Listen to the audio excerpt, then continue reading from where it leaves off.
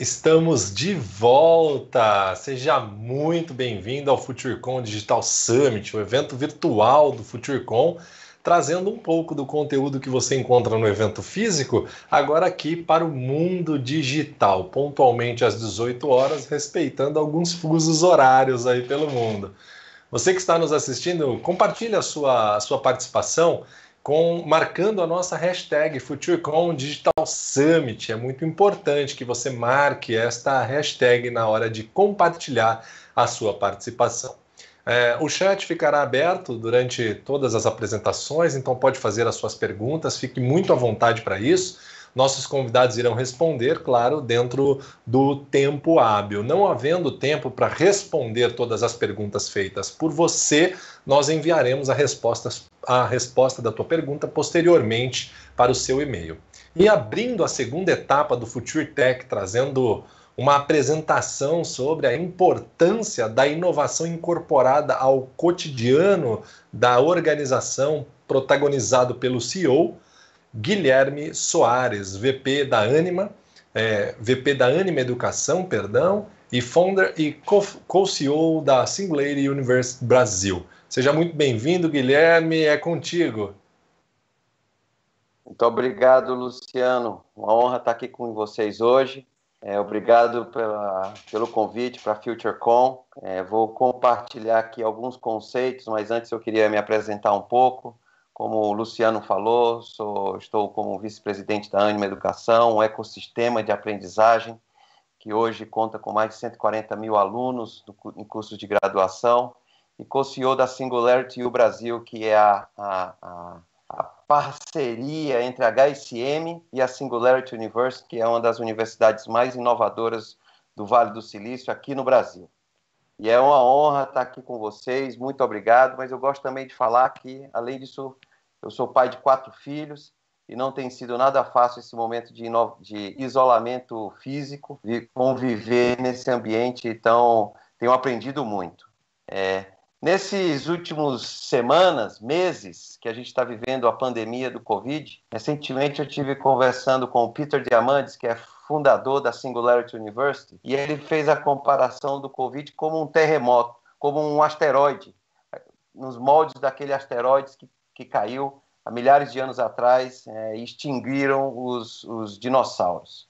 Da mesma forma, o Covid, até outras tecnologias estão caindo na Terra como um grande asteroide e, de fato, os dinossauros, sejam pessoas ou organizações que não se adaptarem, que não evoluírem, serão extintos com certeza. E nesse momento, muito se fala do mundo VUCA, o mundo volátil, incerto, complexo e ambíguo, no qual as coisas mudam de situação. Esse asteroide veio e mexeu com todas as nossas estruturas. E nada melhor do que pensar num conceito que foi cunhado pelo financeiro, economista, matemático, Nassim Taleb, que ele faz a comparação entre quem é o frágil e quem é o resiliente. Será que nesse momento é melhor ser frágil ou ser resiliente? Num momento em que um asteroide dessa magnitude bate na Terra. Vamos entender um pouco esses dois conceitos e a gente continua a conversa. Esse é o conceito do frágil, como essa taça de cristal que vocês estão vendo. O frágil é aquele que precisa ser protegido para um choque. Enquanto tem um choque, se o frágil não está protegido, ele quebra, ele deixa de existir. Como, por exemplo, nessa mitologia grega, na famosa espada de Damocles, ali o deus Dionísio, e Damocles sendo embaixo de uma espada, apenas segura por um fio de cabelo. Eu não sou muito especialista em fio de cabelo, mas imagino o medo que o Damocles está sentindo naquele momento. Ele precisa de um escudo para se proteger. Por outro lado, o resiliente. Resiliente é aquele que volta ao seu estágio original após um choque, como a Fênix que nós estamos vendo, ou esse farol que recebe as ondas e fica firme. Mas será que nesse mundo complexo que nós estamos vivendo e exacerbado pelo Covid-19, nós devemos ser resilientes? Ou esse novo conceito cunhado pelo Nassim Taleb de antifrágil, como esse monstro, né, também da mitologia, a Hidra, que ao você cortar uma cabeça, 2 nascem no local. É como se você colocasse na sua mala de viagem, a gente quase não está viajando nesse momento, são poucos que estão precisando viajar, colocasse esse adesivo, manuseie com descuido. Porque o antifrágil é aquele que prospera no caos. É aquele que, ao receber um choque, como os nossos músculos, ao fazermos academia, eles crescem, se desenvolvem. E nesse mundo nós queremos ser antifrágeis, aqueles que crescem e se desenvolvem nesse mundo. Esse é o conceito que Nassim Taleb cunhou no seu livro Antifrágil. E as organizações antifrágeis, aquelas que inovam, elas têm dois elementos muito claros em sua cultura. Uma cultura de experimentação e uma cultura de aprendizado. Eu queria falar rapidamente, porque depois, logo em seguida, vamos abrir aí para perguntas. Aqui é uma palavra muito introdutória para que a gente possa conversar. Tá? Vou falar um pouquinho de cada um, e qual o papel do CEO e o presidente, de um líder, de uma líder, para incutir essa cultura de experimentação e aprendizado.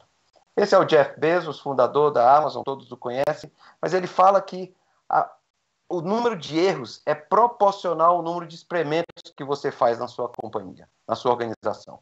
Então, quanto mais experimento, mais aberto ao erro você tem que estar. E você tem que tolerar o erro honesto, o erro certo. Mas que tipo de erro? Você tem que errar rápido e errar pequeno. É o conceito de MVP, Minimal Viable Product. Eu adoro essa figurinha que está do lado direito, que compara o que é um MVP e o que não é um MVP. Se você tem uma necessidade que é ir do ponto A ao B, se você vai construir um carro, nessa primeira linha de figuras, um MVP não é construir uma roda de um carro, depois um eixo, depois o chassi, e aí sim você tem o carro. Porque desde o ponto 1 ao ponto 4, você não foi do ponto A ao B. Já nessa linha embaixo, você já consegue ir do ponto A ao B, desde o primeiro, quando você tem um skate. É óbvio que não vai ser na velocidade, não vai ser na segurança, não vai ser no conforto de um carro, mas você já foi ao A ao B e você já aprendeu um ciclo completo. Depois você pode evoluir para um patinete, para uma bicicleta, para uma moto, e aí sim, um carro. Mas você já tem feedback do seu consumidor, do seu cliente, porque pode ser que nem ele queira ir do ponto A para o B. Então é fundamental você experimentar com o ciclo completo, experimentar tendo o feedback da experiência completa para o cliente, o usuário final. Por fim, quando você cria um ambiente de aprendizado contínuo, isso é uma junção de uma cultura organizacional, ferramentas de gestão, mas fundamentalmente também de liderança. E o aprendizado ele está no meio disso tudo. Eu costumo falar que são dois caminhos. Um caminho top-down, da liderança para baixo, né?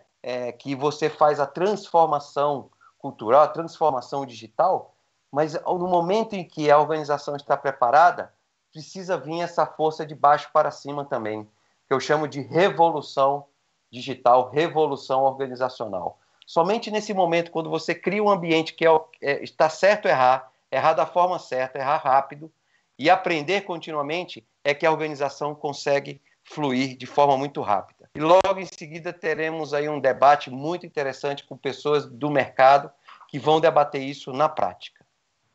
E aí, para esse ambiente florescer, eu gosto muito dessa matriz 2x2, que em um eixo tem a segurança psicológica, no qual é permitido errar, e no outro eixo a motivação e a responsabilidade, no termo em inglês muito conhecido como accountability, né?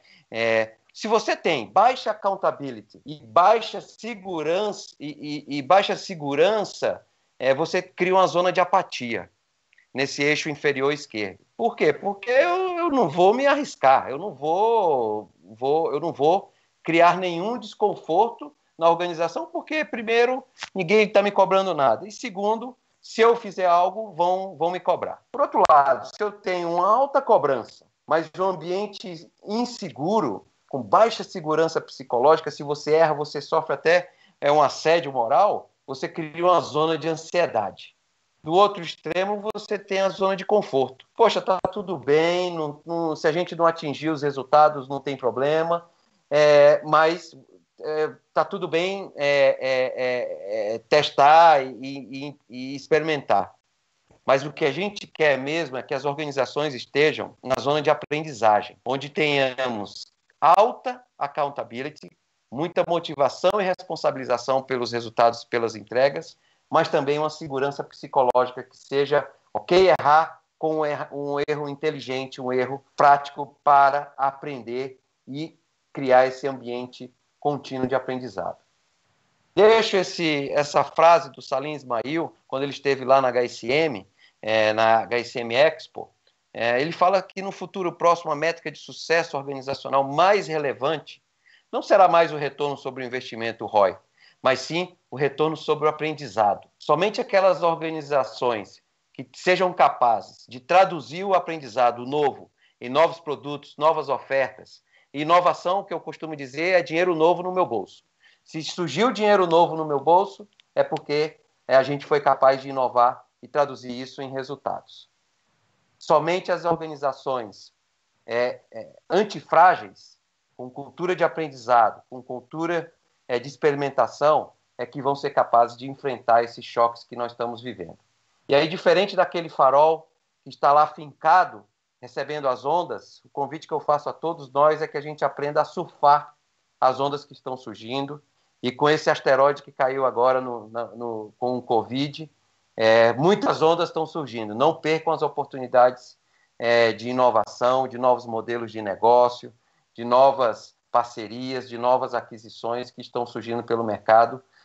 Se entregue e surfe as ondas. Deixo com vocês os 3 livros que me inspiraram aqui para esse breve bate-papo: Organizações Exponenciais do Salim Ismail, Antifrágil, do Nassim Taleb, Teaming, da M. Edmondson. E aqui o QR Code, se você apontar a câmera do seu celular, a gente pode se conectar no LinkedIn e vai ser um prazer continuar o diálogo pelo LinkedIn. Bem, Luciano, era isso que eu tinha previsto. Eu vou tirar aqui minha tela e estou à disposição aí para bater o papo. Muito obrigado, Guilherme, pela sua apresentação. E agora sim a gente convida então a Jamile Sabatini, ela que é diretora de inovação e fomento da ABES, para moderar esse bate-papo e interagir com as perguntas até possíveis da audiência com o Guilherme. Jamile, fique à vontade, por favor. Muito obrigada, Daniel. Parabéns pela palestra, Guilherme, muito boa.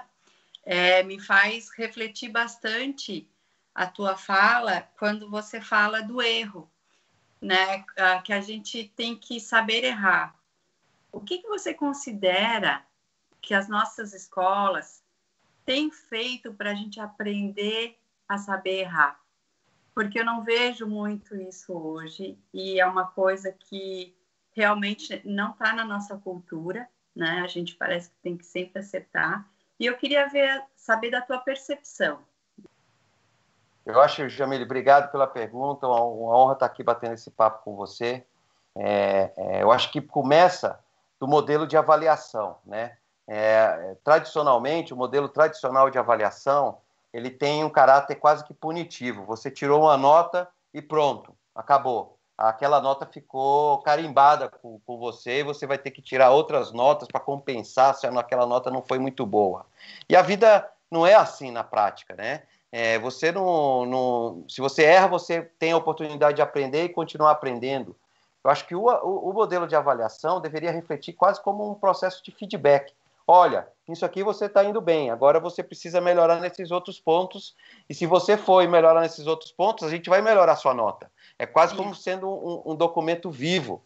E eu acho que por aí tem um caminho de uma tolerância maior ao erro, porque o erro, como aprendizado, ele é muito bem visto, principalmente num ambiente como hoje, que a gente precisa fazer coisas que não fizemos no passado.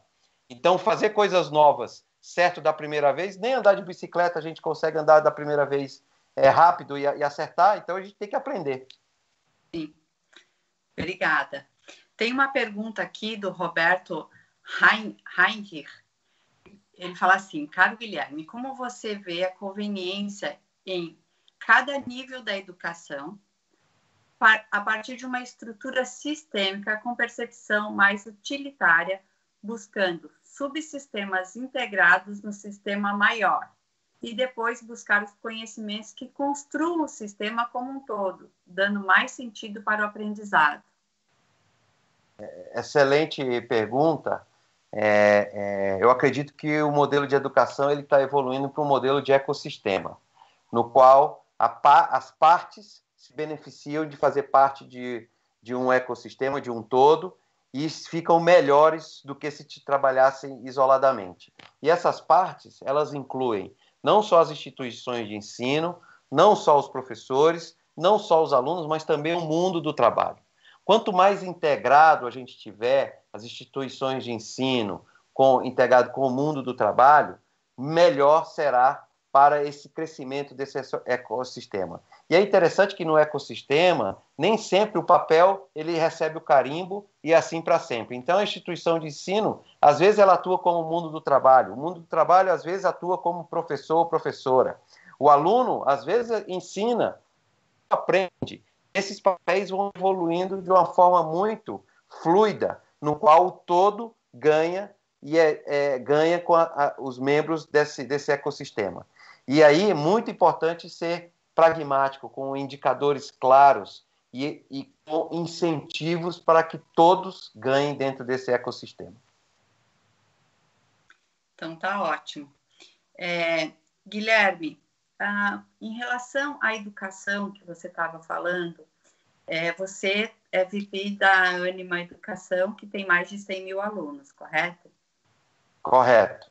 140 mil alunos. Então, eu fiquei curiosa, assim, como é que vocês têm trabalhado a parte hard skills e soft skills com esses alunos?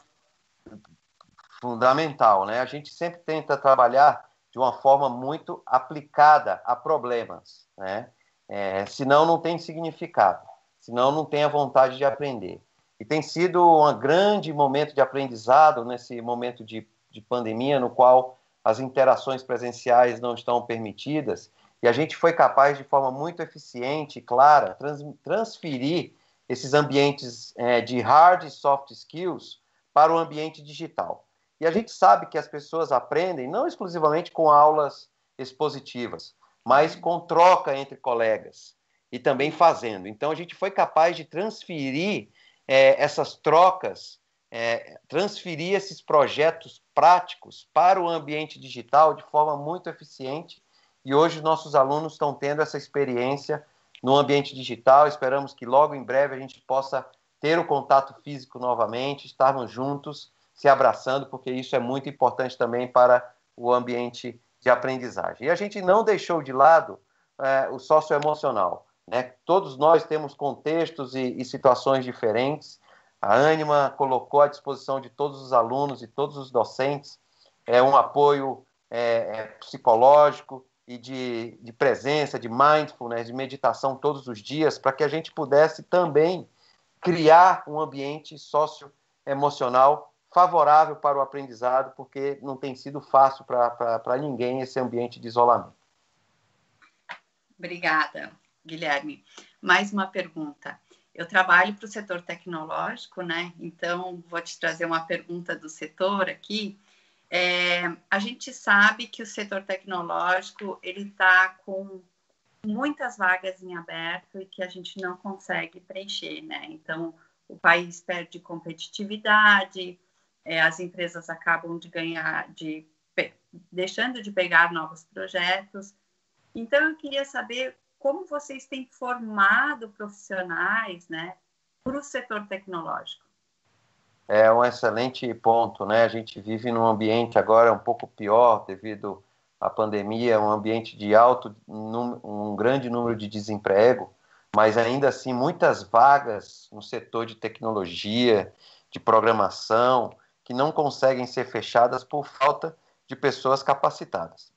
A Ânima tem investido muito nisso. Lançamos a HSM Code School, que é uma escola de coding, de full stack, welcome world, para justamente capacitar e acelerar o desenvolvimento de profissionais que querem entrar para esse lado, né, de tecnologia, justamente para contribuir com essa aceleração de forma muito prática, com o aprendizado entre pares, que em inglês chama-se peer learning. Então, tem sido, assim, um retorno super positivo desses alunos que estão já conseguindo se colocar e fechar algumas dessas vagas que estão em aberto. Então, a gente tem investido muito, convido a todos a conhecer mais sobre a HSM Code School, que é uma grande oportunidade para quem quiser se atualizar. Guilherme, eu tenho mais uma perguntinha, a gente já está no nosso horário, mas só para finalizar, esse aqui eu não recebi com o nome da pessoa, mas assim, qual o perfil do professor nesta era do acesso facilitado pela internet? Redes sociais, comunidades de relacionamentos remotos, educação pelas novas mídias? É muito, muito pertinente. O professor deixa de ser aquele oráculo que tem respostas para tudo, ele precisa se tornar o facilitador do processo de aprendizagem.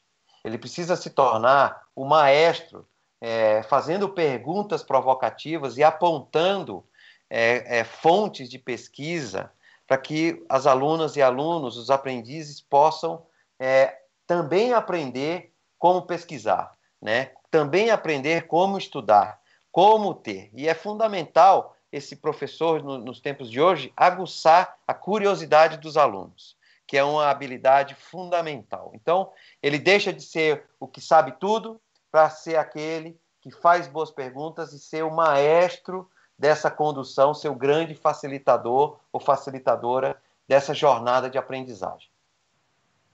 Muito bom. Obrigada, Guilherme, pela tua Obrigado, fala. Jamile. Obrigado, Luciano. Uma honra estar aqui com vocês. Um abraço. Não te escuto.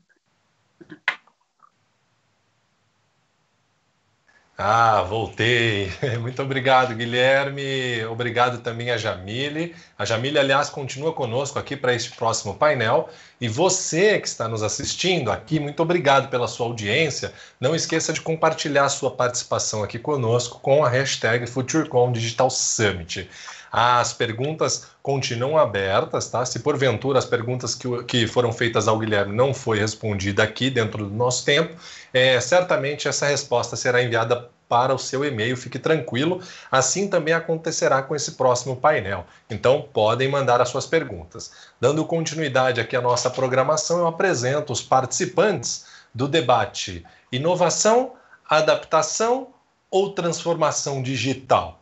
Qual o papel da pandemia na digitalização dos negócios? E para este painel está conosco Alexandre Santos, CTIO da Light, Daniel Knoffels, CIO do Grupo Boticário, Gabriela Diuana, diretora de transformação digital da Cogna Educação, e Rafael Tobara, CIO da Sapori. Serão moderados, conforme eu disse há pouco, por Jamile Sabatini, ela que é diretora de inovação e fomento da ABES. Então sejam todos muito bem-vindos. Está com você novamente, Jamile, fica à vontade. Obrigada. Obrigada por estar aqui novamente nesse painel, né, com tantos especialistas em inovação. Para mim, isso é uma honra poder conversar e debater com vocês. Então, eu vou primeiro chamar o Daniel Knoffels para falar um pouquinho do case do Boticário, como é que está essa inovação, adaptação e transformação digital, né? E como é que estão enfrentando tudo isso nessa pandemia, como é que nesses nossos novos tempos. Por favor, Daniel. Boa tarde, Jamile. Boa tarde a todos. Obrigado pelo convite para estar aqui. É um prazer poder compartilhar com vocês e aprender aqui também. Bom, a gente, como todas as empresas, tem aprendido muito, é óbvio, com toda essa mudança que está acontecendo no mundo e, obviamente, tem impacto no mercado.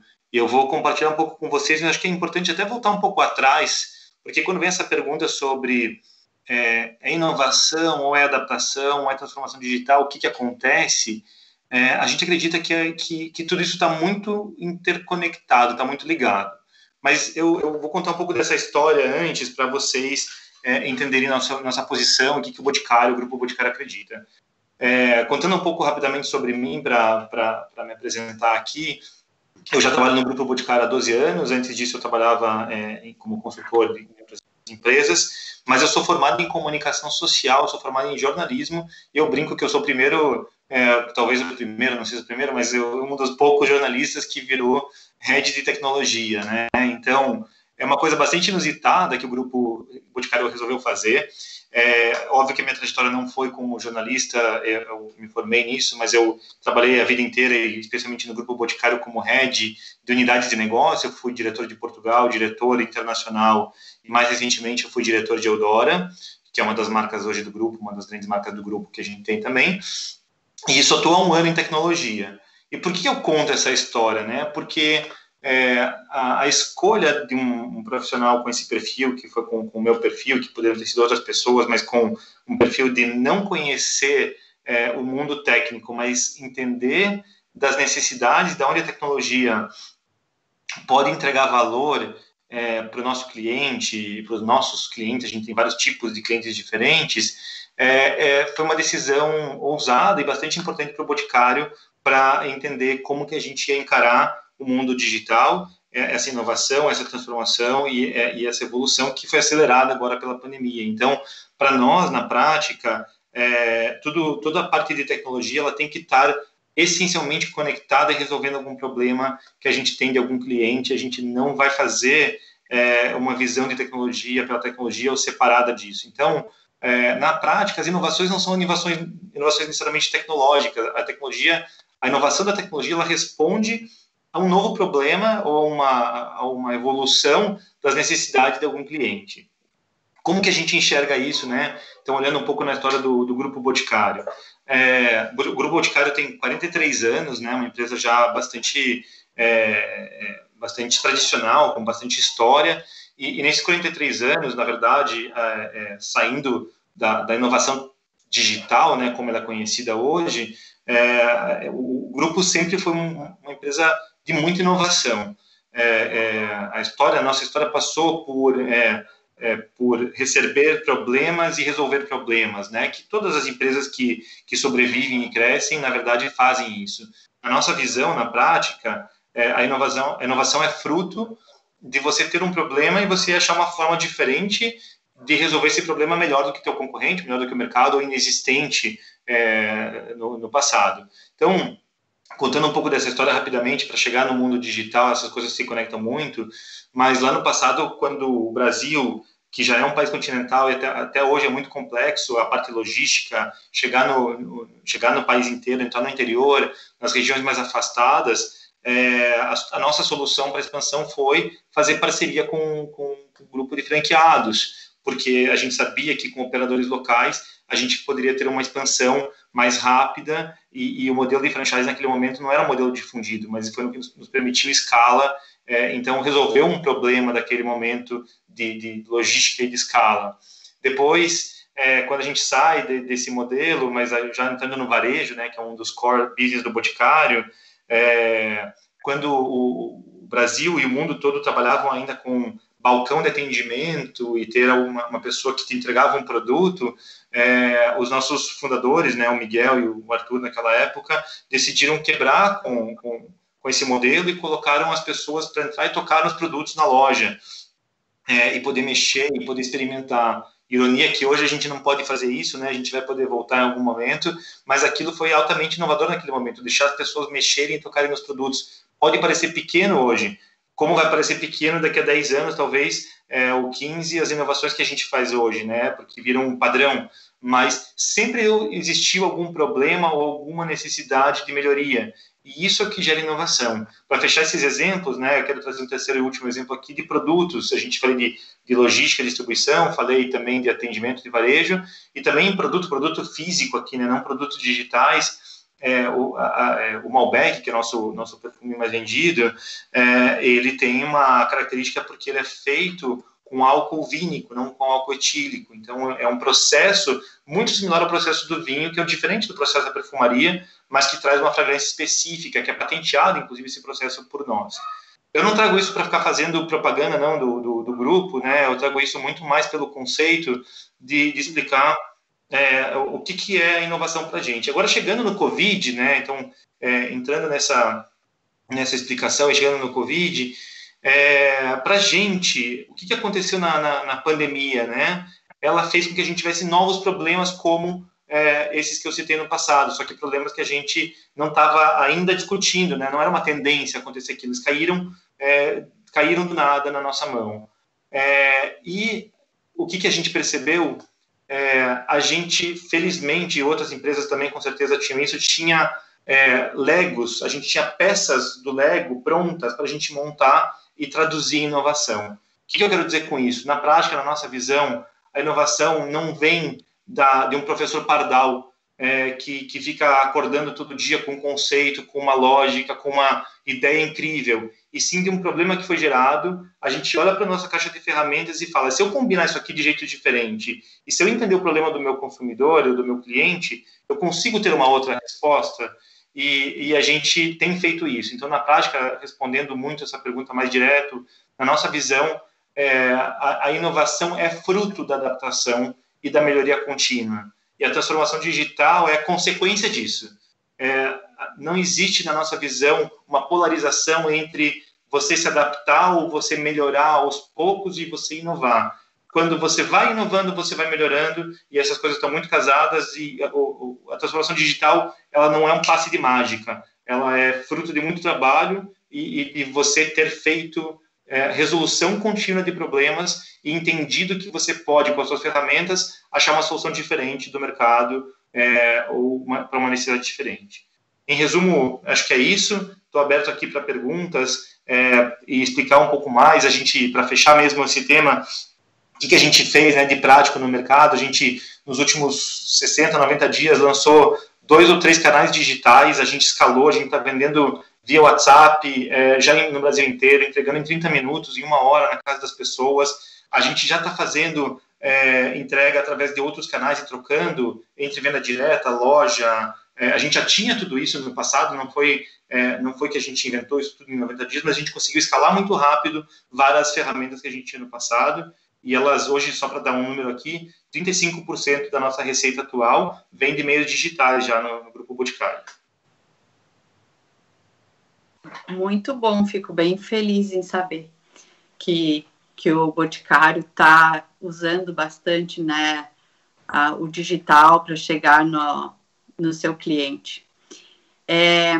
Agora eu vou chamar a Gabriela Diuana, diretora de transformação digital da Cogna Educação. Por favor, Gabriela. Oi, Jamile, prazer aí, viu? Boa tarde para todo mundo e agradecer o convite por estar aqui, é um tema muito legal. Vou na linha aqui também, então deixa eu me apresentar. Sou Gabriela Diuana, na realidade eu sou diretora de Gente, Cultura e Inovação. Mas aí dentro desse bolo tem toda uma história, né, para contar por trás disso. Bom, dentro da minha jornada, minha carreira foi sempre muito focada em educação, desde instituições públicas até multinacionais, como a Pearson Education, onde eu fiquei nos últimos anos como VP de produtos, e aí vim para um novo desafio na Cogna, né, que para quem não conhece, a Cogna Educação, ela é a antiga Croton, só que nesse momento ela virou uma holding, né, então a gente tem as marcas como Croton, Somos, a Saber e a Platos, que são marcas de B2B de educação superior, B2C de educação superior, B2B de educação básica e B2C de educação básica. Então, a gente está nessa reorganização. Hoje a gente tem 2 milhões de alunos espalhados pelo Brasil. Somos 30 mil funcionários aí, sendo que 40% deles são professores, então são educadores. E aí a gente sentiu que, um pouco diferente talvez do Boticário, mas a gente sentiu que a educação precisava sim passar por uma transformação grande, e uma transformação que poderia doer em muitos lugares, mas ela se fazia necessário pelo novo aluno que a gente tem hoje em todos os segmentos. E aí, no final de 2017, início de 2018, a gente colocou, né, como uma decisão estratégica da companhia de que a transformação digital seria um pilar desde o CEO até os estagiários. E aí que a gente começou essa jornada, né, muito alinhada em cima disso. É muito trabalho, muito esforço, muita energia, mas ela é uma jornada. Então, a gente começou traçando basicamente 4 pilares de modelo de atuação para essa transformação digital. O primeiro delas é que a gente aprendeu que a gente precisava ser ágil. a gente precisava ser muito mais rápido em lançar os nossos produtos digitais do que a gente havia numa empresa tradicional, né? Uma empresa tradicional, quando você tem tecnologia e você tem uma área de negócios, normalmente tecnologia escreve um documento, tecnologia desenvolve, volta para negócios, não era nada daquilo que ele pediu, volta para a tecnologia e fica nesse looping ad eterno. Então, em 2018, a gente começou a definir qual que seria essa metodologia de time ágil. A gente escolheu o SAFe, que é o Scale Agile Framework, baseado no Scrum, só que focado para a escalabilidade, né? Hoje a gente tem 700 pessoas trabalhando em 11 trens, né, que a gente chama que são 11 times ágeis. A gente não tem mais uma estrutura de tecnologia e uma estrutura de negócios. Hoje, tecnologia e negócios trabalham em conjunto para essa definição e prioridades, sempre com o mindset de se colocar o aluno no processo do desenvolvimento, né? Ele é quem demanda, e a gente não acorda mais pedindo o que a gente acha que deveria ser. Então, a gente desenvolve e prioriza o que de fato dá mais valor para ele. Então, esse foi o primeiro modelo que a gente adotou para essa transformação digital. O segundo pilar, a gente viu que somos uma empresa de mais de 50 anos no mercado. Então, essa reinvenção era necessária. E a gente não tinha as capacidades e as habilidades necessárias no nosso time. Então, a gente desenvolveu aí algumas frentes de capabilities digitais, que basicamente foram criar uma área de dados. Então, a gente se tornou viciados em números e dados e estatísticos para que a gente tomasse a melhor decisão dentro do nosso modelo. O segundo deles foi a gente transformar uma arquitetura, né? Como a Croton Cogna é baseada em muitas fusões e aquisições de outras empresas, a gente precisava traduzir essa experiência do nosso aluno e do nosso professor numa plataforma muito parecida com o que a gente tem no Facebook, no que a gente tem no Instagram, no que a gente tem em outras plataformas sociais. Então, a gente trabalhou nessa arquitetura. E o terceiro, que é junto com esse trem, é a área de Customer Experience. A gente precisou saber e dar voz para esse aluno, para esse cliente hoje, para que a gente, de fato, soubesse se a gente estava indo bem, o que precisava melhorar, o que, de fato, ele usava. Então, fazer uma limpa nesse sentido. Então, o primeiro pilar foi a agilidade, a segunda foram as capabilities digitais. E a terceira, que foi o movimento que eu vim para a Croton, né, no meio de 2018, foi a gente se conectar via inovação aberta. E o que é isso? A gente faz inovação dentro da nossa empresa normal, todos os dias a gente acorda querendo fazer algo diferente. E para isso a gente tem os trens, a gente tem o desenvolvimento. Só que a gente viu que a gente poderia se conectar muito mais com as startups que estavam no mercado, fornecendo coisas muito mais focadas, resolvendo um problema pequeno e que a gente demoraria muito mais tempo para isso.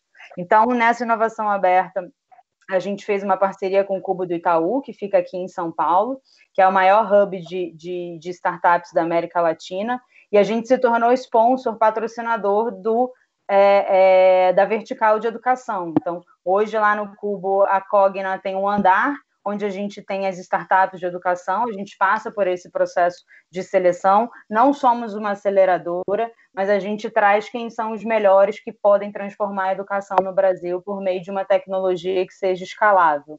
Aí, dentro desse funil, a gente já conversou com mais de 600 startups no Brasil, já fizemos parceria com mais de 30 startups e a gente está em processo de experimento, que é um pouco dessa cultura que a gente quer, né? Vamos tolerar o erro, mas vamos muito aprender com isso para que a gente não erre de novo. Então, as startups nos ajudaram muito a experimentar, testar, antes da gente colocar na mão do aluno ou do professor. Então, são resultados incríveis que quem tiver curiosidade, só procurar a gente que a gente divide, porque a gente quer mais que as outras empresas copiem esse modelo para a gente estar fomentando esse ecossistema de inovação. E o quarto pilar, que explica um pouquinho o porquê do meu cargo, diretora de Gente, Cultura e Inovação. Eu comecei em inovação, a gente fez todo esse case de transformação digital, mas a gente descobriu que só quem faz essa transformação é por meio das pessoas, né? Então, a gente juntou a área de RH, né, antigo RH, né, dessas 30 mil pessoas, e transformamos numa área só. Então, o quarto pilar dentro dessa frente é a transformação cultural. Como que a gente faz para que esse mindset, para que essa nova forma de pensar das pessoas seja ágil, seja colocando o aluno no centro do processo, seja a gente se conectando com outras startups e que todos esses processos resolvem alguma dor de negócios, a gente consiga ter os nossos embaixadores da transformação cultural dentro do time de gente. Então, falando um pouco da pandemia, aí, Jamile, para dando continuidade nessa pergunta e fechando dentro desse tema, quando a gente entrou num processo de isolamento social, foi uma surpresa para a gente do quão a gente estava preparado. A gente conseguiu mobilizar 1 milhão de alunos em 3 dias para acesso em todas as nossas plataformas. Por quê? Porque a gente já vinha trabalhando dentro dessa jornada. Então, não foi algo difícil da gente colocar, né, num papel como empresa a questão do engajamento do aluno numa ferramenta e aprendizado online, mas não foi uma barreira para a gente, como tecnologia, como infra, fazer essa disponibilização.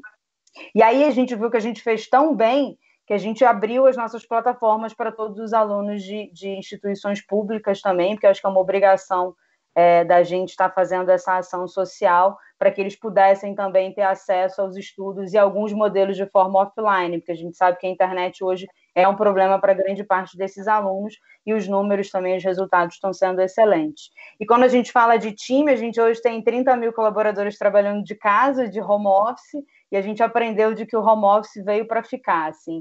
A gente fez uma pesquisa com esses 30 mil colaboradores e 46% desses colaboradores disseram que estão adaptados ao home office e querem continuar assim.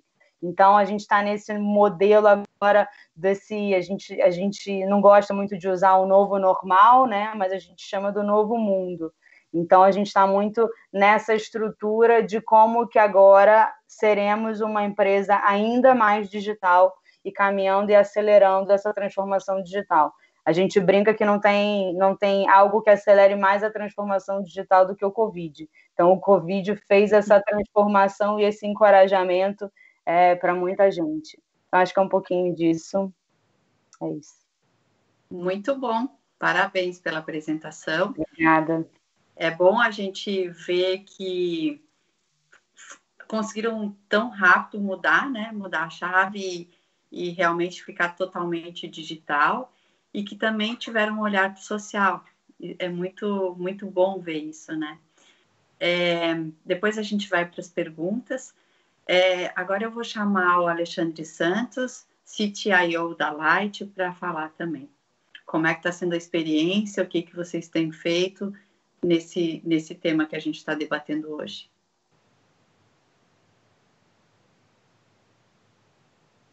Você está sem microfone. Perdão.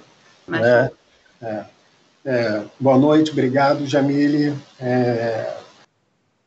Boa noite aí para os colegas que estão aí junto no debate. Foi muito legal já poder ouvir as experiências do Boticário e da Cogna. Eu, particularmente, já conhecia um pouco da experiência da Cogna, né? Tenho um amigo que participou desse processo todo de início lá, dessa transformação que ela explicou um pouco.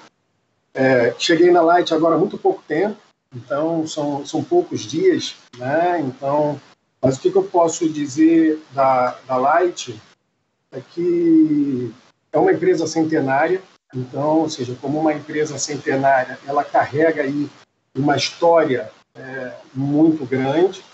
Tá? É uma empresa do setor elétrico. O setor elétrico, tipicamente, é um setor onde os ciclos tecnológicos, principalmente de engenharia, são ciclos muito longos no princípio de inovação, né? Não são ciclos curtos. Então, não é um setor extremamente ágil nesse sentido do princípio da inovação intensa, né, por esse lado, mas como uma empresa que também atua dentro de um setor que é fortemente regulado, então tudo que se faz está debaixo de um escrutínio muito forte, né?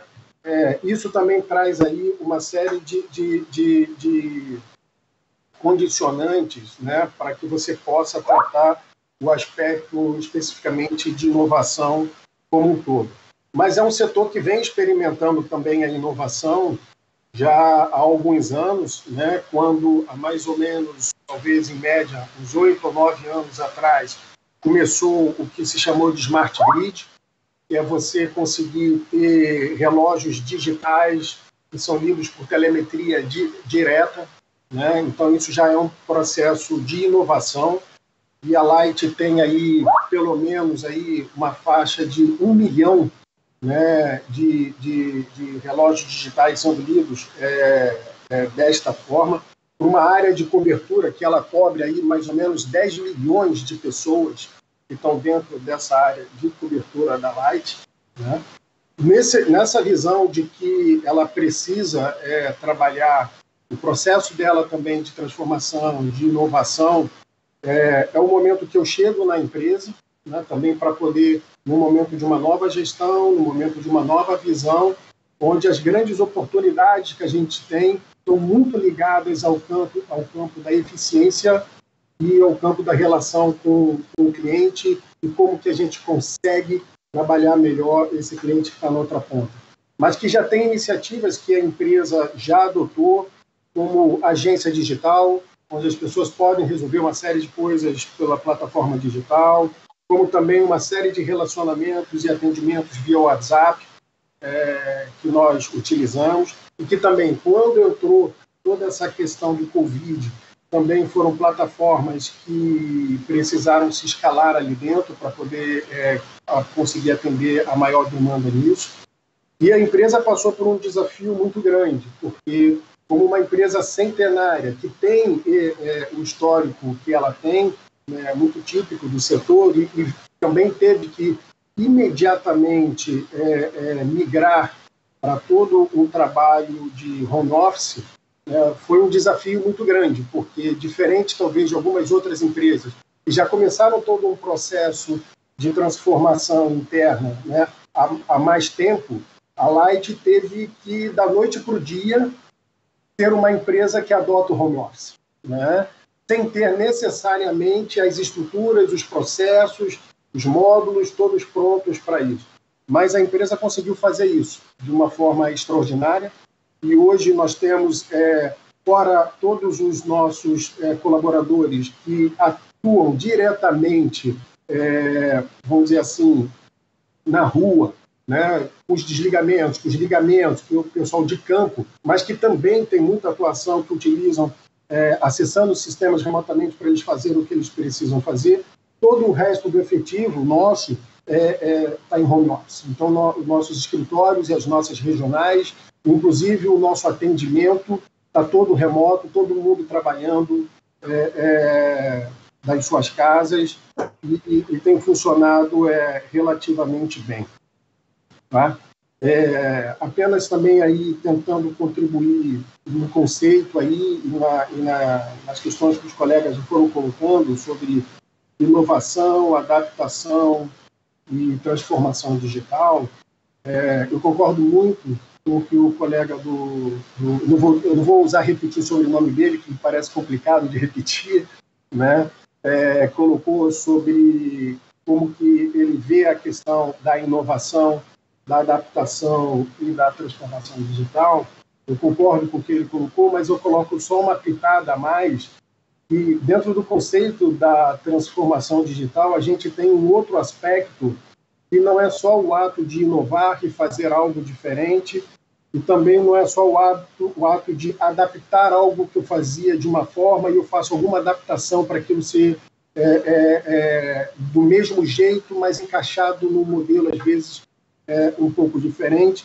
Mas a gente passa também por um princípio de cultura, né, e de integração que difere também dentro desse contexto, que permeia e faz com que nós não tenhamos apenas esse princípio traduzido pelas pessoas que antes trabalhavam em pesquisa e desenvolvimento de produtos ou em pessoas que trabalhavam na tecnologia, né, tentando trazer para dentro da empresa, às vezes, alguma coisa diferente.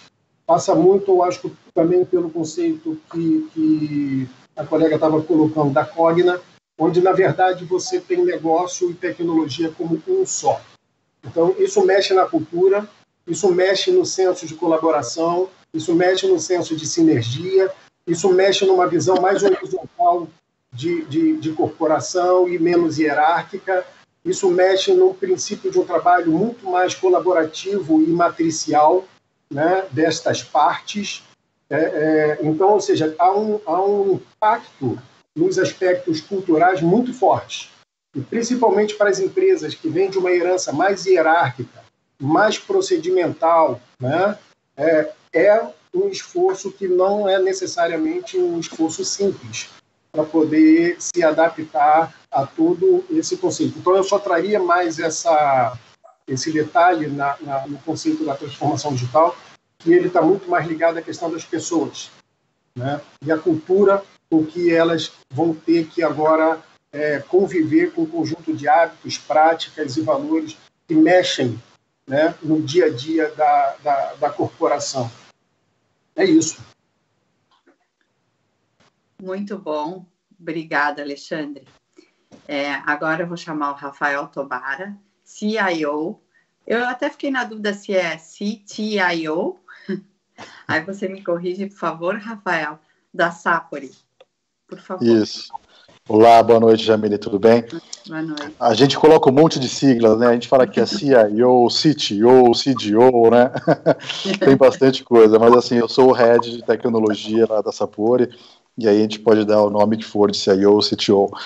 Bom, primeiro, obrigado pelo convite, muito bom participar aqui, só feras aí compartilhando conhecimento, isso é muito bom, principalmente nesse momento, né, tá tudo uma loucura, então a gente tem que se ajudar, que nem o Alexandre falou, as pessoas precisam colaborar muito mais entre si, e fazendo eventos dessa maneira, a gente colabora, passando experiência, aprendizados, lições aprendidas e até problemas que a gente passou.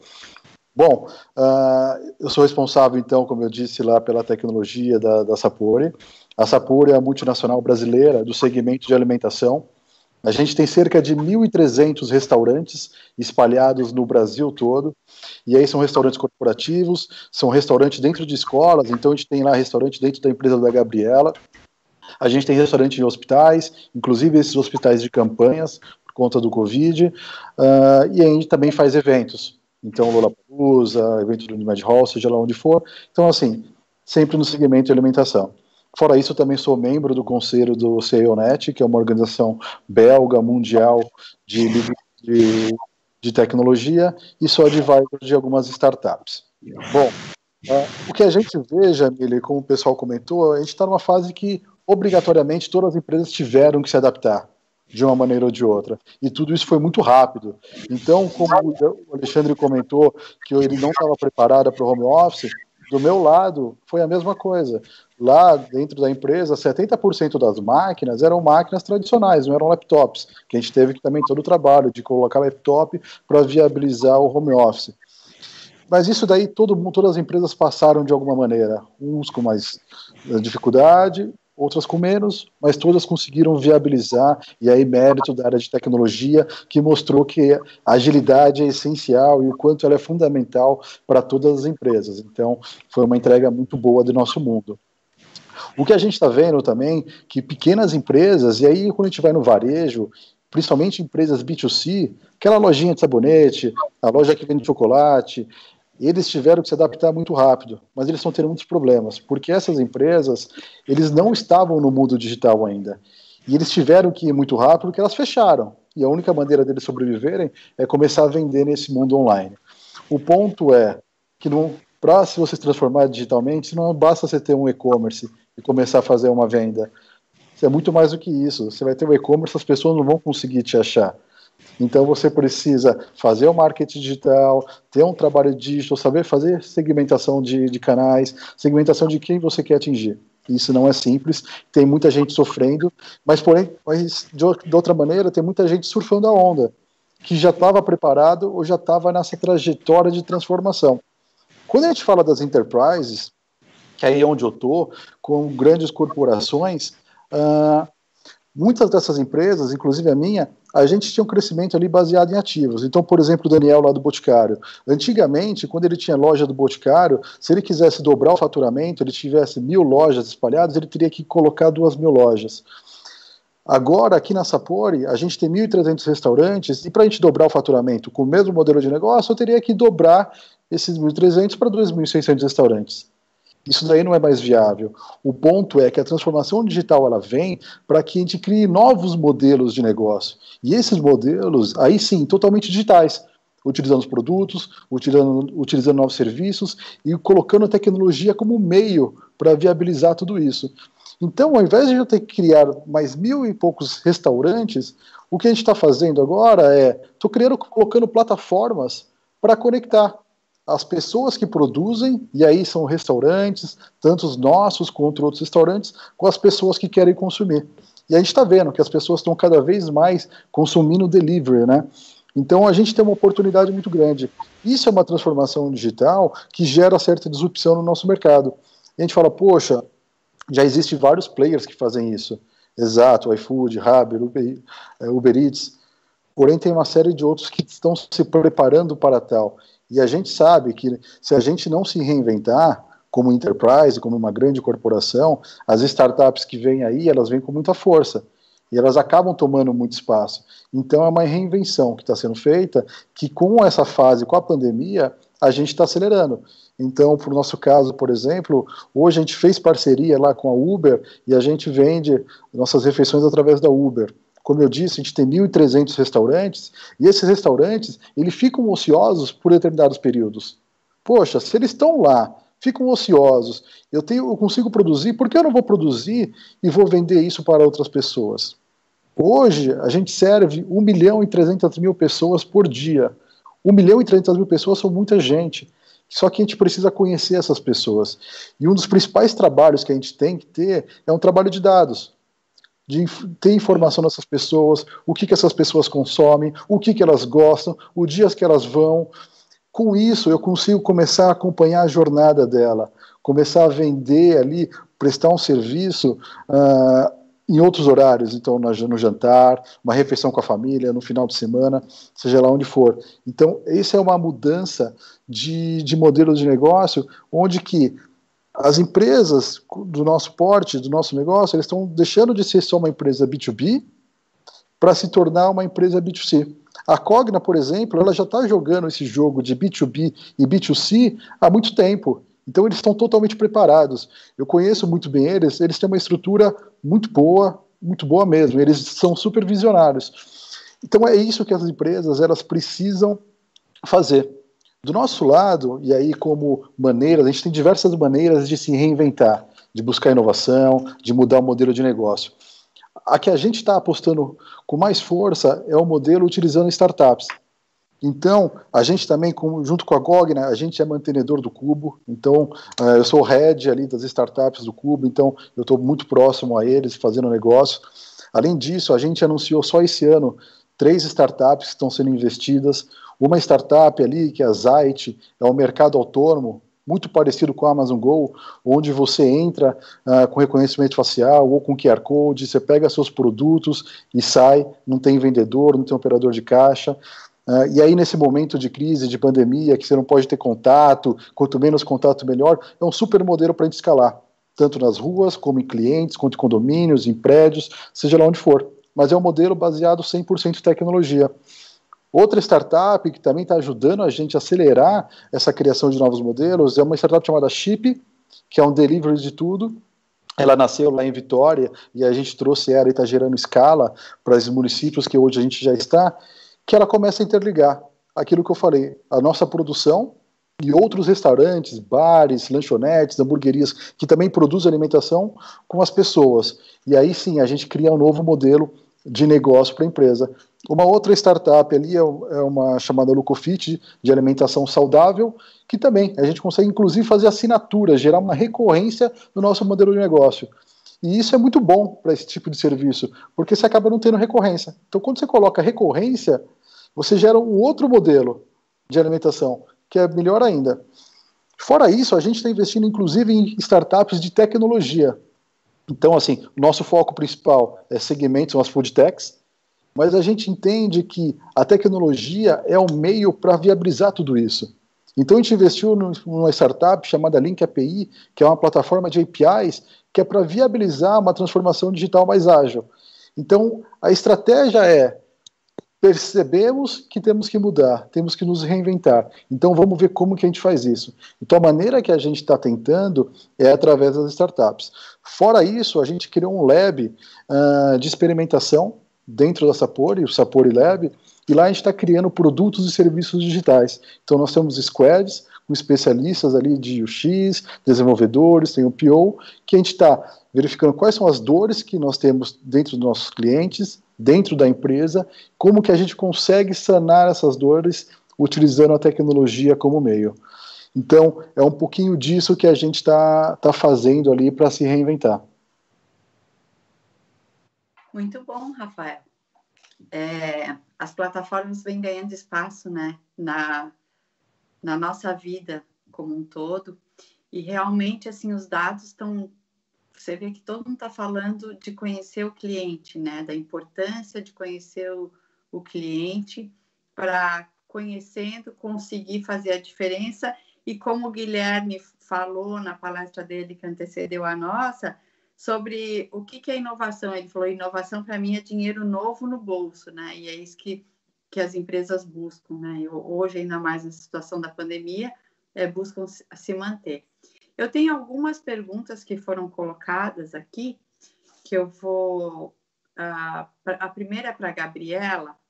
Gabriela, o Roberto, ele está te perguntando assim, a Cogna tem acompanhado seus ex-alunos na sua vida profissional? Se sim, quais os retornos e contribuições que eles têm fornecidos? Há alguma métrica para isso? Qual o nome? Quem fez a pergunta, Jamile? Roberto. Oi, Roberto. Obrigada pela pergunta. Sim, a gente tem um canal que fica disponível para todos os nossos alunos, alunos e ex-alunos nessa jornada, que é o canal Conecta.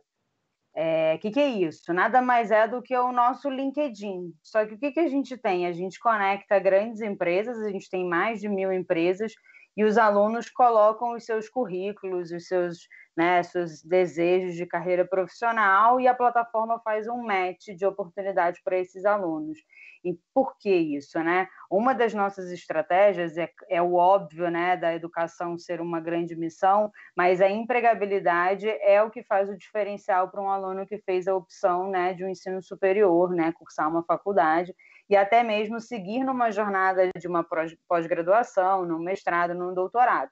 E faz toda a diferença para essa vida financeira dele estar empregado, né, para ele continuar os seus estudos. Então, sim, a gente faz o acompanhamento. Eu não tenho números agora detalhados do quanto a gente já conseguiu fazer esse match, mas provavelmente esse dado está disponível no próprio site da Cogna, no nosso relatório, tanto de sustentabilidade quanto nos últimos resultados.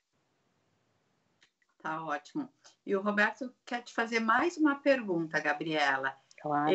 Ele quer saber assim, se existe algum processo de se levantar no mercado de trabalho e quais são as competências necessárias pelas empresas, escolas e startups.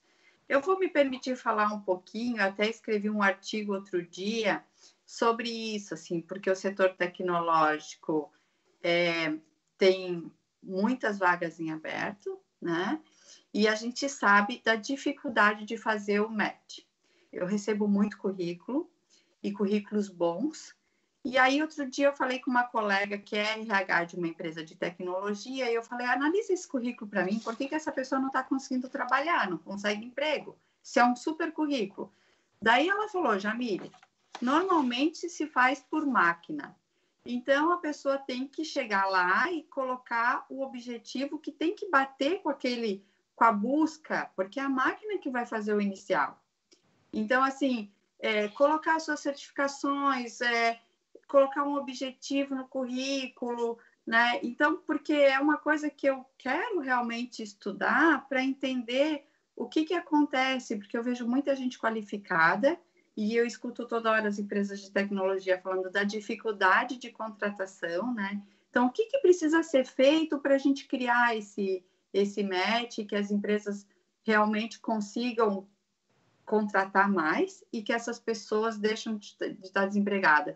Vocês sabem, muitos já devem ter pego o Uber engenheiro, né? Então, que é uma realidade triste se a gente sabe que aquela pessoa já tem todo um raciocínio lógico, o país já formou por que ele não está preenchendo essas vagas que tem no mercado hoje, né? Legal, boa colocação, Jamile.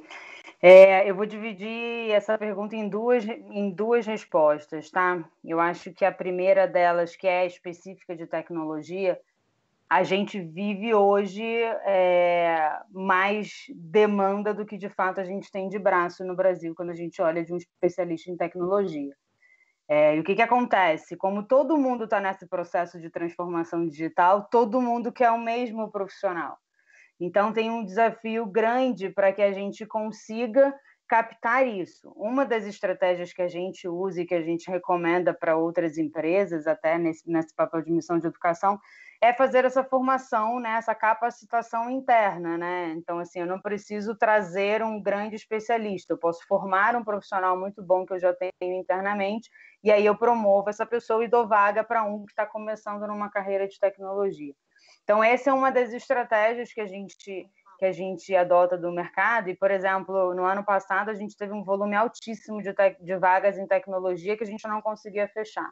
Então, a gente fez uma parceria também com uma startup, que é a Codination. A gente trouxe 100 pessoas do mercado que tinham alguma noção, priorizando mulheres dentro disso, mas que queriam seguir o seu processo, né, dentro da área de tecnologia. A gente fez uma capacitação por 2 meses e meio, de graça para essas pessoas, e a gente selecionou e contratou os melhores que saíram dentro desse processo.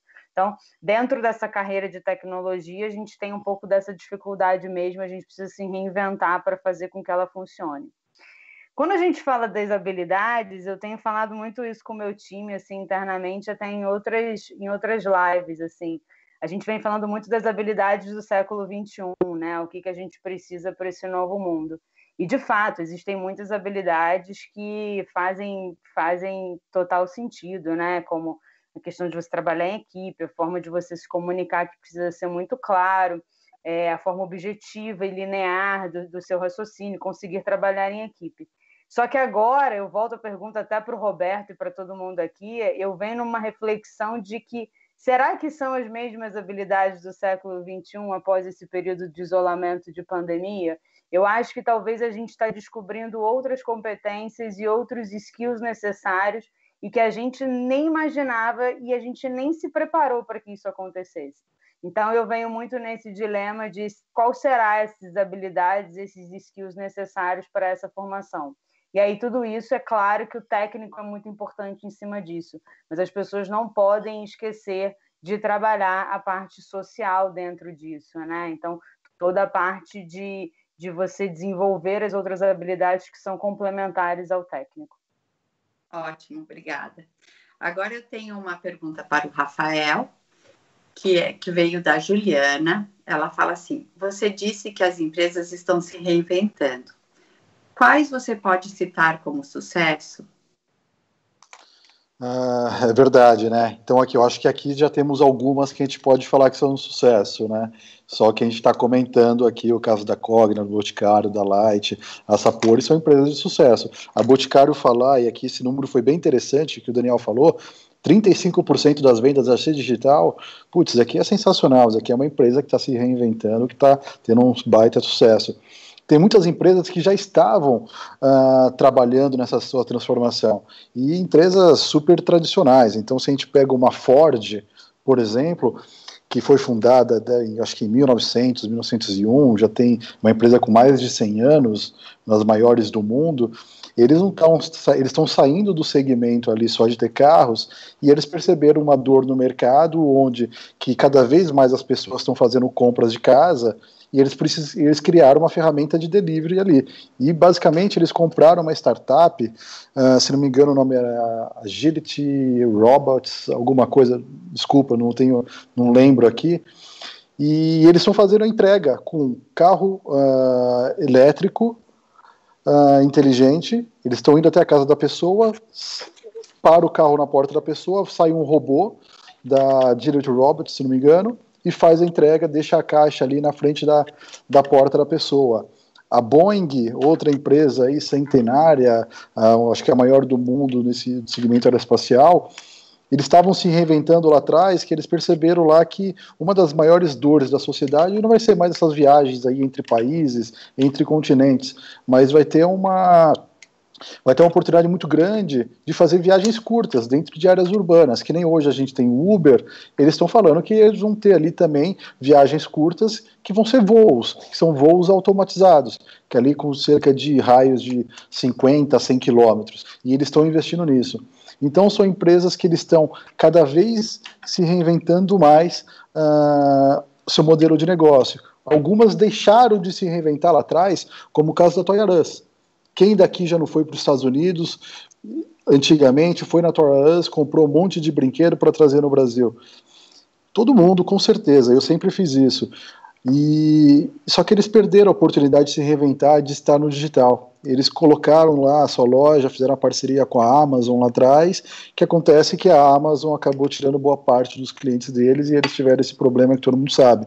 Então, assim, as empresas que não se reinventaram estão se reinventando. E estas, agora com a pandemia, estão acelerando essa transformação, indo cada vez mais para o digital. Muito bom, obrigada. Agora tem mais uma pergunta, que é para o Gabriel, fazendo para o Alexandre, que ele quer saber assim, como a transformação digital poderá impactar o consumo e serviço de energia elétrica, tanto nas residências e empresas, quanto para o setor público? Tem duas formas, né? Se falando de serviços públicos, né? A primeira é aquela que eu falei, que é buscar a máxima eficiência. No que você busca a máxima eficiência e você está também no setor que é regulado, isso muito provavelmente, um pouco mais à frente, vai refletir também em tarifas diferenciadas, em tarifas menores, porque elas são calculadas em cima de todo um custo operacional que existe para você conseguir entregar aquele serviço que está sendo colocado ali, né? E a outra, ela está exatamente também naquilo que eu falei, que já é uma inovação que começou alguns anos atrás, que é o Smart Grid, que é você conseguir ter uma rede elétrica inteligente. Então, no momento que você tem relógios digitais na ponta e a gente conseguir escalar muito mais do que o que nós já trabalhamos hoje, para poder conhecer assim, com precisão qual é o comportamento do consumo de energia por cada consumidor que está ali naquela ponta. Então, não é só saber que ele está consumindo tantos quilowatts ou mais ou menos, mas é saber também o perfil de consumo, porque quanto mais você vai integrando essas redes e quanto mais no futuro você vai integrando os seus equipamentos da tua casa nessas redes, você chega a um ponto que você pode saber o que está gerando consumo excessivo, o que não está gerando consumo excessivo, o quanto mais você tem do perfil de comportamento daquele cliente, e com o avançar dessas tecnologias todas e o avançar também da regulação, você vai poder ter uma distribuição de energia muito mais direcionada. E, consequentemente, um passo que nós vamos poder dar à frente e que alguns países europeus já trabalham isso, e não é uma realidade nossa ainda, de certa forma, no Brasil, é você poder ter o BID também da energia. Então, ou seja, nesse processo dentro do mercado, onde eu do lado de cá sei o que você consome, eu posso fornecer para você a melhor energia no melhor custo, com a melhor eficiência. Porque eu sei o seu perfil de consumo, como você consome, por que você consome. Mas do outro lado, você também tem os mesmos mecanismos para poder saber quem consegue te fornecer a melhor energia pelo melhor custo-benefício, e você vai poder adquirir essa energia no futuro daquele que você acha que é o seu melhor provedor de forma dinâmica. Então, a transformação digital no setor elétrico, ela tende, principalmente no setor elétrico, e eu acho que nessa entrega de serviços públicos, atuar nesses dois campos, né? Como é que a gente consegue entregar um serviço melhor, como é que a gente consegue entregar esse serviço com muito mais eficiência, principalmente porque com a coletagem massiva de dados, a gente vai conhecer muito melhor qual é o teu perfil de consumo que você tem na outra ponta e como você está consumindo. Legal, muito bom, obrigada. Eu gostaria de perguntar para o Daniel, o Rafael tinha falado comentado, né, na fala dele, sobre os restaurantes que ele deu exemplo de número de lojas, como para se tornar escalável. O Boticário está com 35% já com a sua transformação digital, e vocês também têm um modelo de revendas ainda ou não? Com vendedoras? Como é que funciona? Eu queria saber assim, o que vocês estão fazendo nesse momento, porque é um momento que eu imagino que tenha menos consumo de produtos. Como é que vocês estão fazendo para lidar com tudo isso? Só uma pequena correção, não é o Boticário, é o Grupo Boticário quando eu falo esse número, porque envolve todas as nossas marcas, então esse número não é da marca Boticário, mas é do grupo, sim. Tá. Mas se a gente olhar hoje, o grupo é formado por 7 marcas e 8 canais de vendas. Os principais canais são as lojas, venda direta, que foi o que você perguntou, tem o e-commerce. Recentemente a gente fez a aquisição da Beleza na Web, né, que é o maior e-commerce de cosmética do Brasil. Tem também, dentro do mundo digital, tem subcanais, né, tem venda por WhatsApp, tem venda aquela tradicional por telefone, etc. Então tem vários canais que o grupo vende, a gente atua em farmácias e multimarcas. Então, dentro desse hall de canais, os principais são, obviamente, loja e venda direta, são nossos canais mais antigos, mais tradicionais, o que a gente mais tem maturidade ao longo do tempo, com um crescimento muito acelerado agora do digital, especialmente do e-commerce. E as lojas fecharam, né? A gente já comentou, mas o que a gente fez, né? Quando eu comentei que a gente juntou as peças do Lego, existiam várias iniciativas de aceleração digital, muito parecido com o que a Gabi falou aqui, do modelo de trabalho, já dos times ágeis, junto com as unidades de negócio, já não tem mais separação entre TI e business, esse tipo de discussão, ela é cada vez menos relevante, e isso aqui existiam pequenos produtos sendo testados. O que a gente fez foi escalar rapidamente. Então, por exemplo, a gente tem uma ferramenta hoje que a gente fez uma parceria com uma startup chamada OmniChat, onde um cliente ele entra no WhatsApp, num telefone que é igual para o Brasil inteiro, não é um telefone da loja, ele é o mesmo telefone para o Brasil inteiro, e aí a tecnologia que está por trás que é muito interessante, que eu coloco meu CEP, e ao colocar meu CEP, eu já consigo indicar o cliente, eu dirijo via WhatsApp o cliente para a loja mais próxima da casa dele, que está aberta, e com isso ele já fala direto com a vendedora que está, não necessariamente naquela loja, ela pode estar em casa, mas ela tem acesso ao estoque da loja, porque a loja está operando com a quantidade mínima de pessoas necessária, às vezes fechada, né, dependendo da cidade, mas ela já tem acesso online ao estoque daquela loja, ela atende aquele cliente como se a loja tivesse na proximidade física, e assim que ela realiza a venda, a gente entrega rapidamente naquela casa daquele cliente. Então, de um problema, a gente conseguiu fazer uma excelente operação hoje, que a gente entrega muito rápido na casa das pessoas, da loja mais próxima, sem que a pessoa tenha que fazer o esforço de procurar o telefone daquela loja, procurar no buscador, falar com a pessoa, e é sempre o mesmo telefone. É óbvio que isso não está perfeito. Por exemplo, vou dar um exemplo, né?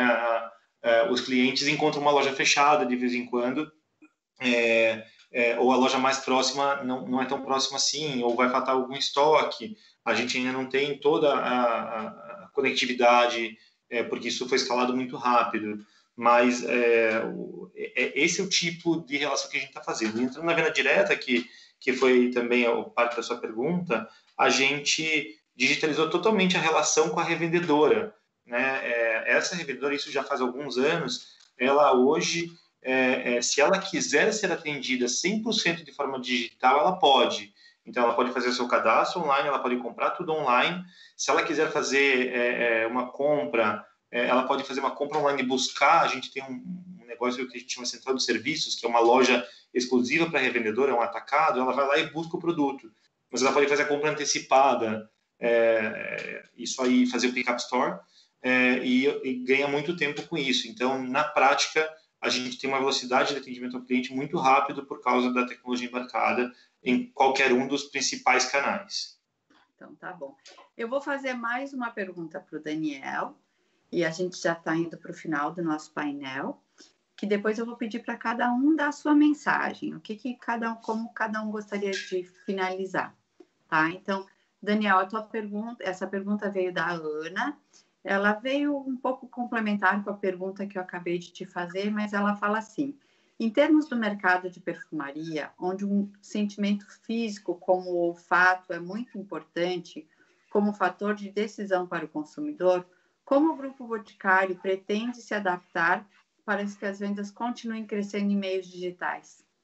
Muito, muito interessante essa pergunta, é tema direto da nossa discussão, até porque não só pelo modelo de negócio, mas também porque pela característica da empresa, é uma empresa de muita proximidade, né, mesmo na nossa cultura de trabalho, e tem algumas soluções, tem algumas coisas que não são resolvidas, por exemplo, experimentar uma fragrância na hora é uma coisa que a gente ainda com tecnologia não resolveu, mas tem algumas soluções que passam por tecnologia, outras não. Vou dar um exemplo da que não passou, mas a Quindície Berenice, uma das marcas do grupo, ela criou um modelo de negócio onde a pessoa pode pedir, experimentar e devolver mesmo depois de usar. Diferente da lei do e-commerce, né, tradicional, que você pode devolver se você não quiser, depois de um certo tempo, a pessoa pode experimentar, não gostou, ela pode devolver. Isso dá uma liberdade para a pessoa pedir aquilo e experimentar em casa com tranquilidade. Então, tem soluções que a gente investe acreditando na força do produto. Uma segunda coisa que a gente tem feito, e aí sim com um viés de tecnologia, é o atendimento virtual, o atendimento virtual, mas em lives, né? Então, fazer as vídeos, conseguir falar com as pessoas e descrever. Tem coisas que são impossíveis, como fragrância, a gente não consegue, mas eu vou dar um exemplo, por exemplo, de maquiagem digital.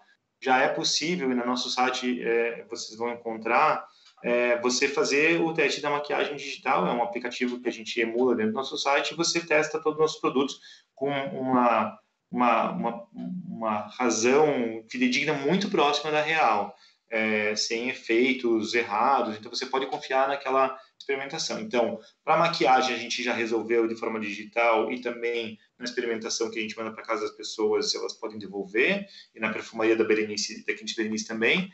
Para a perfumaria a gente ainda está avaliando e por enquanto ainda é muito na descrição e na conversa. A gente ainda não substituiu a experiência física de fragrâncias. Tá bom, muito obrigada. Agora eu vou pedir para cada um dar sua mensagem, né? A gente pode começar com o Rafael, por favor, Rafael. Legal, Jamile. Bom, obrigado pelo convite novamente. Foi muito bom estar aqui discutindo com vocês. Sempre bom a gente compartilhar esse conhecimento. Uma mensagem final, acho que é sempre bom a gente pensar e tomar cuidado, tomar conta das nossas pessoas. Independente do momento, do distanciamento que a gente está tendo físico das pessoas, a gente precisa estar muito próximo ali socialmente, a gente tem que cuidar muito bem das nossas pessoas. Nessa retomada que a gente está tendo, que a gente vai ter agora, nós dependemos totalmente delas. A empresa depende das pessoas, então a gente precisa tomar muito cuidado aí, a gente tem que estar muito próximo de todas elas. Obrigado e boa noite, pessoal. Obrigada a você. Alexandre, quer falar? Tem que ligar teu microfone. Perdão, novamente. Eu agradeço muito a oportunidade, foi muito legal aqui ouvir as experiências, né? Ver aí como a Gabriela, o Daniel, o Rafael, a turma toda aí está lidando com isso. E deixo também aí uma mensagem de que esse momento de transformação que a gente está vivendo não é um momento de medo. Na verdade, é um momento de novas oportunidades. E, às vezes, as pessoas ficam com medo e a insegurança do que isso pode trazer, né? Inclusive em vários aspectos, né? Vamos perder empregos, não vamos perder empregos, vamos ficar mais expostos, vamos ficar menos expostos. Na verdade, nós estamos vivendo um momento de uma redescoberta, de uma recriação, de uma ressignificação de quem somos, como podemos contribuir, e temos que encarar isso com coragem, com ousadia, e com um senso de normalidade. Usando o termo que a Gabriela até falou que não gosta muito, né? É o novo normal. Então, não fiquemos assustados, né? A nossa vida é agora cada vez mais ágil, cada vez mais integrada, cada vez mais exposta. Vamos encarar isso e tirar as oportunidades que isso nos traz. Muito obrigada, Alexandre. Agora eu vou convidar a Gabriela para falar um pouquinho. Oi, Jamile. Primeiro agradecer, eles já foram brilhantes em todas as falas, acho que é isso. A gente fala um pouco desse não gostar do novo normal, porque eu não queria começar a ver no meu Instagram fotos das pessoas de máscara postando, achando que é normal, né? Então acho que é um pouquinho desse ponto do que a gente não gostaria.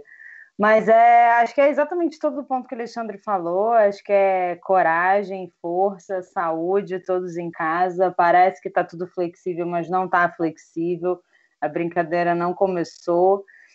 Se cuidem, se reinventem. Também, se não quiser fazer nada, não faça nada. Fiquem tranquilos, tenham seu tempo, cada um no seu momento. Então, se cuidem e cuidem das pessoas que a gente gosta. E vamos em frente para construir esse novo aí, que já veio nessa velocidade enorme. É isso. Obrigada, Gabriela. E agora, Daniel, você pode falar, por favor? Quero também agradecer, foi muito, muito interessante estar aqui, muito interessante as trocas aqui, acho que as empresas estão todas aprendendo com isso e as pessoas também, e o recado que eu queria dar é um recado de otimismo aqui, que se por um lado tem crise, fechamentos de lojas, estabelecimentos e um pouco de insegurança sobre o futuro, essa necessidade de vagas e de pessoas aqui é grande e as empresas estão dispostas a investir. Se startups fecharam, infelizmente, né, várias startups legais não estão conseguindo se aguentar, tem empresas grandes se reinventando e conseguindo trazer culturas legais e jeitos legais de trabalharem também para essas empresas. Então, existem outras saídas e quem está aqui nesse grupo, nesse meio, assistindo essa conversa, com certeza é interessado nisso. Então, vão atrás e aproveitando para falar, no próprio grupo Boticário a gente tem mais de 70 vagas abertas para desenvolvedores, UX, arquitetos, tá no nosso site essas vagas e é para o Brasil inteiro. Então, eu acho que não só a gente, certamente tem várias empresas legais, dando espaços legais para quem está no mercado e mesmo para quem está aprendendo. Fica o convite para aprender junto com a gente. Obrigada. Quero dizer que foi um prazer moderar esse painel, estar aqui com vocês, aprendi bastante. Eu acho que é isso que tudo que vocês falaram, assim, a gente tem que respeitar o momento que a gente está vivendo agora, como a Gabriela falou, se não quiser fazer nada, não faz, ou vai à luta, né? E que a gente espera que logo a gente volte à nossa vida. A gente sabe que o novo normal vai ser diferente, mas que a gente possa realmente voltar a se abraçar. Eu acho que as pessoas tendo uma consciência, né, do cuidado, a gente começa a retomar a nossa vida. Obrigada a todos. Passo a palavra ao Luciano, que é o nosso mestre de cerimônia, e agradeço a oportunidade, Luciano. Um abraço. Nós que agradecemos, Jamile, aos painelistas, os nossos convidados, seja ócio criativo, seja ócio recreativo, né? E nós agradecemos a vocês que estão aqui conosco, pela audiência que nos prestigiou nessa primeira semana do FutureCon Digital Summit. Amanhã, sexta-feira, nós não teremos conteúdo, voltaremos na segunda-feira, no dia 29 de junho, trazendo a trilha de conhecimento Future Payment. Open Bank, pagamentos instantâneos são os hot topics dessa sessão. Não perca! Banco Central, Febraban, AB Fintech, Carrefour, Abras, entre outros. Então, bom final de semana, fiquem bem e até segunda às 14 horas.